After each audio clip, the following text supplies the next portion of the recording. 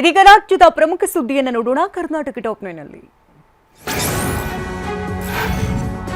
ದಾವಣಗೆರೆ ಚನ್ನಗಿರಿ ತಾಲೂಕಿನ ಸಂಗಾನಹಳ್ಳಿ ಗ್ರಾಮದಲ್ಲಿ ದೇವರ ಗುಳಿ ಕಳ್ಳತನವಾಗಿದೆ. ನಂತರ ಶಿವಮೊಗ್ಗ ಶಿಕಾರಿಪುರದಲ್ಲಿ ಗುಳಿ ಪತ್ತೆಯಾಗಿದೆ.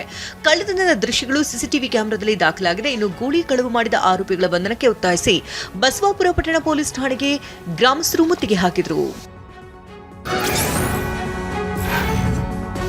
ಗುತ್ತಿಗೆದಾರನಿಂದ 10,000 ರೂಪಾಯಿ ಲಂಚ ಸ್ವೀಕರಿಸುವ ವೇಳೆ ಹೆಸ್ಕಾಂ ಇಂಜಿನಿಯರ್ ಸಿದ್ದರಾಮ ಬಿರಾದರ ಅನ್ನೋರು ಲೋಕಾಯುಕ್ತ ಬಲೆಗೆ ಬಿದ್ದಿದ್ದಾರೆ. ವಿಜಯಪುರ ಜಿಲ್ಲೆಯ ಬಸವನ ಬಾಗೇವಾಡಿ ಹೆಸ್ಕಾಂ ಎಇ ಸಿದ್ದರಾಮ ಬಿರಾದರ ವಿರುದ್ಧ ಗುತ್ತಿಗೆದಾರ ಸಂತೋಷ್ ಕುಮಾರ್ ಹುಲಸೂರ ದೂರನ್ನ ನೀಡಿದರು. 2 ಲಕ್ಷ ಬಿಲ್ ಬಿಡುಗಡೆ ಲಂಚಕ್ಕೆ ಬೇಡಿಕೆ ಇಟ್ಟಿದ್ದಂತ ಅಧಿಕಾರಿ ಮುಂಗಡವಾಗಿ 10,000 ಪಡೆಯುವಾಗ ರೆಡ್ ಹ್ಯಾಂಡ್ ಆಗಿ ಲೋಕಾಯುಕ್ತ ಬಲೆಗೆ ಬಿದ್ದಿದ್ದಾರೆ.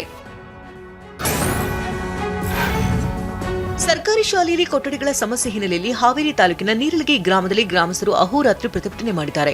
1 ರಿಂದ 8ನೇ ತರಗತಿವರೆಗೂ 150 ವಿದ್ಯಾರ್ಥಿಗಳಿದ್ದಾರೆ. ಆದರೆ ಶಿಥಿಲಗೊಂಡ 3 ಕೊಠಡಿಗಳಲ್ಲಿ ಎಲ್ಲಾ ತರಗತಿಗಳನ್ನು ಒಟ್ಟಾಗಿ ಸೇರಿಸಿ ಪಾಠ ಮಾಡಲಾಗುತ್ತಿದೆ. ಜನಪ್ರತಿನಿಧಿಗಳಿಗೆ ಮತ್ತು ಅಧಿಕಾರಿಗಳ ಗಮನಕ್ಕೆ ತಂದರೂ ಪ್ರಯೋಜನವಾಗಿಲ್ಲ ಅಂತ ಗ್ರಾಮಸ್ಥರು ಆಕ್ರೋಶ ಹೊರಹಾಕಿದರು. ಗೂಡ್ಸ್ ವಾಹನದಲ್ಲಿ ಅನ್ನಭಾಗ್ಯ ಅಕ್ಕಿಯನ್ನು ಅಕ್ರಮವಾಗಿ ಸಾಗಿಸಿದ್ದವರ ಮೇಲೆ ರೇಡ್ ಮಾಡಲಾಗಿದೆ. ಗದಗ ಜಿಲ್ಲೆಯ ರೋಣ ತಾಲೂಕಿನ ಸವಡಿ ಗ್ರಾಮದ ಬಳಿ ಕಾರ್ಯಾಚರಣೆ ನಡೆದಿದೆ. ಆಹಾರ ಇಲಾಖೆ ಆಹಾರ ನಿರೀಕ್ಷಕಿ ಸುವರ್ಣ ನೇತೃತ್ವದಲ್ಲಿ ದಾಳಿ ನಡೆಸಿ 40 ಕೆಜಿಯ 18 ಚೀಲ ಪಡಿತರ ಅಕ್ಕಿಯನ್ನು ವಶಕ್ಕೆ ಪಡೆಯಲಾಗಿದೆ. ಮುತ್ತಪ್ಪ ಭಜಂತ್ರಿ, ಸಂಗೀತಾ ಭಜಂತ್ರಿ ಅನ್ನೋರ ವಿರುದ್ಧ ರೋಣ ಪೊಲೀಸ್ ಠಾಣೆಯಲ್ಲಿ ದೂರು ದಾಖಲಾಗಿದೆ.